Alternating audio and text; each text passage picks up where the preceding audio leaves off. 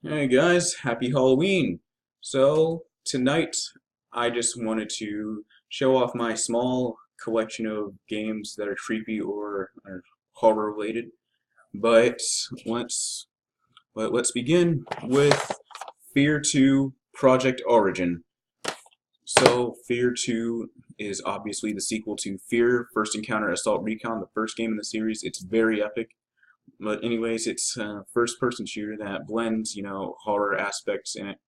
It's like a psychological horror or something, but it's really awesome. It reminds me of like, hold on, I'm getting way ahead of myself.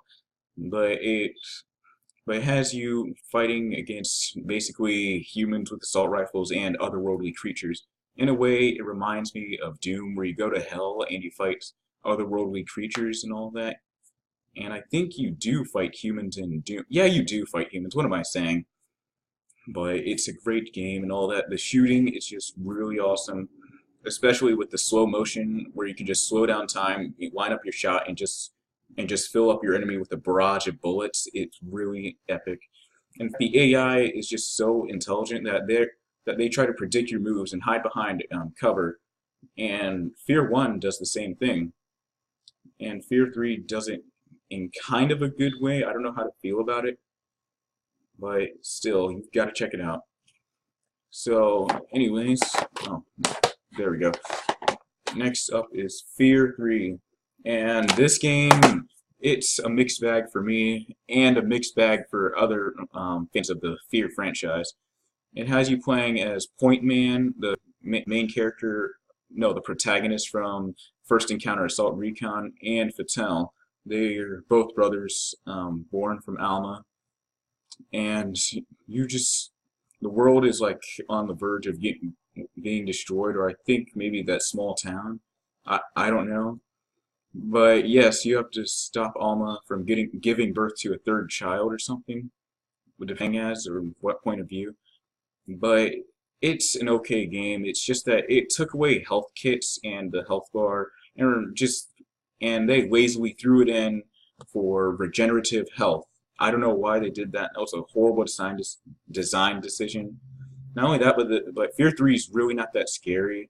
And there's only like one or two levels that I recall being very creepy, like the grocery store level. It's very dark. You're moving through corridors, trying to avoid creatures and all that. It feels like you're being watched, which is what Fear 3 should have been. But no, they just threw it in for like a shooting gallery for humans and some otherworldly creatures born from Alma's mind.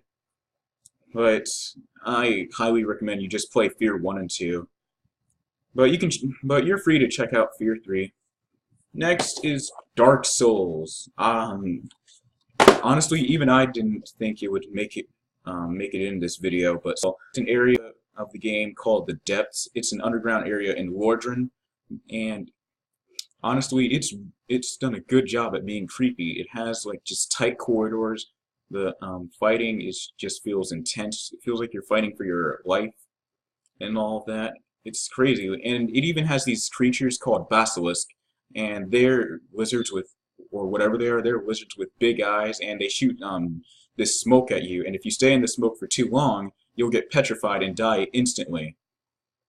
And that's what makes it incredible. There's also this giant rat, and the area boss, I think it could be an alligator or some kind of reptile. I don't know. I'll have to look into that, but recommend you check out Dark Souls. And Dark Souls 1, it has a couple of creepy areas in the game. But if you're new to the Souls series, I highly recommend you play Dark Souls 2, play Dark Souls 1, and then move on to Demon Souls, which is the very first game in the Souls series. I don't know why people tend to forget that, but still, it's the very first game in the Souls series. But yeah, I recommend you play it in that order because well, although I'd hate to say it, Dark Souls 2 it feels a bit easy and all that. I just felt like I just didn't feel the sense of urgency that Dark Souls 1 gave me. But moving on, next is LA Noire. Now, it's not a horror game, I know that, but it has you playing as a detective solving gruesome murders and crimes. such as, I don't know, like someone getting stabbed or shot, beaten with a blunt object, or or being sexually assaulted and like just thrown off the road and all of that. And you have to solve these murders by just examining bodies up close from Cole, the protagonist of the game, from Cole's point of view, and that's what makes it creepy. And you're trying to gather all these clues so you can interrogate the suspect and all of that. Do all of that work and talk to I can't speak today. Talk to potential witnesses and all of that, and that's it. However, the game's story and well, not story, but the gameplay starts to fall apart by the end of the game. But I'm not gonna spoilers. It's highly recommended you check it out yourself. Moving on to Bioshock 2, the sequel to Bioshock 1, which came out in 2008. Now Bioshock 2, it did some things wrong. For example, they could have expanded upon Rapture and like just go to areas that we've never even gone to before in Rapture. But no, it's the same areas as Bioshock 1. But anyways, it's definitely a creepy game. Has you going in tight corridors and all that, fighting for survival, conserving ammo and weapons and money and all that, and also very different from the first game. You are playing as this guy, a big daddy, trying to protect a little sister, and I'm trying to get my hand over it. It's just I keep forgetting. Anyways, but you have a whole variety of weapons ranging from a drill to a rivet gun, a machine gun, all of that stuff. And the enemies you fight, they have creepy models themselves. If you look up close from the damage you had done, you'll see that their face and well, their skin in general is just decaying. Their skin and all of that, and as you can tell by their dialogue and the way they act, they have gone mad because of all of the. I forgot what made them go mad. I think it was either taking up a whole bunch of atom or plasmids. I don't know. I'll have to play the game tonight just to figure out, or play Bioshock 1 again, which I should have brought with me, but hold on, give me a second.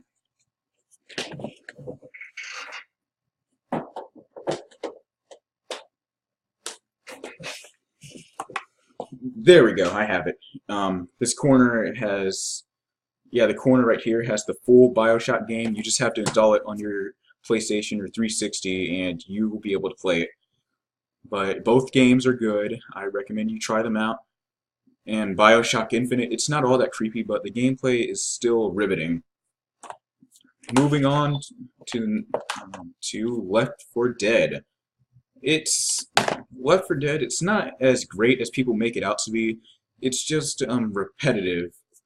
It's a fun game, yes. It's just that maybe after 2 levels, it just starts to feel repetitive and all that, recycled.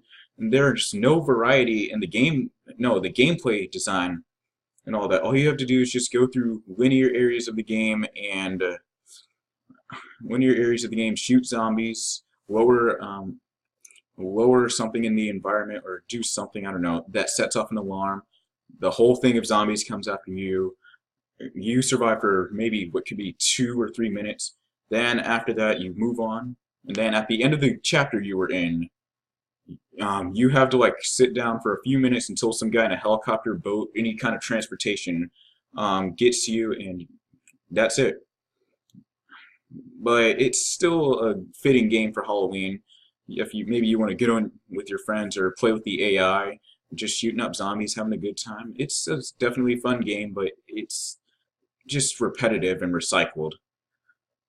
Alright, last in my horror game collection is, well, even I have mixed feelings about it, but Silent Hill Homecoming. It's not the best Silent Hill game in the franchise. In fact, I feel that it may have been the start of what made the franchise fell apart. I'm not saying it's Silent Hill. Well, I'm not saying it's this game's fault that the franchise fell apart, but it was one of the first games in that era, if you know what I'm talking about. But anyways, Silent Hill Homecoming is definitely a creepy game. You do have a variety of weapons. there are some creepy areas and all that, especially at the beginning of the game, which I won't spoil for those who haven't, for some reason, played Silent Hill. But the gameplay, it felt so lazy. It could have been done very better. I don't know. It's an okay game. I'll give it that. The story, I don't know what to say about it. It's about someone. It's about Alex Shepard going after and trying to find his brother, and in a town that looks similar to Silent Hill. Not because of the fog and all of that, but because of some of the layouts, like some of the stores, buildings, and all that. But there are. I'm not saying it looks the same as Silent Hill, but some of the layouts. It could have just been set in Silent Hill all along, just to save them the trouble. Like, I don't get it. A town that functions similarly to Silent Hill, such as having the Otherworld haunt the main protagonist, and just being shrouded in fog. It just doesn't make sense to me. It could have been done better, but it's still creepy though. Definitely give it a try. But that's it for this video. Hope you have a happy Halloween. Stay safe out there, whether you're going to a party, trick-or-treating, doing all that. So stay safe, and I hope you enjoyed this video. See you later.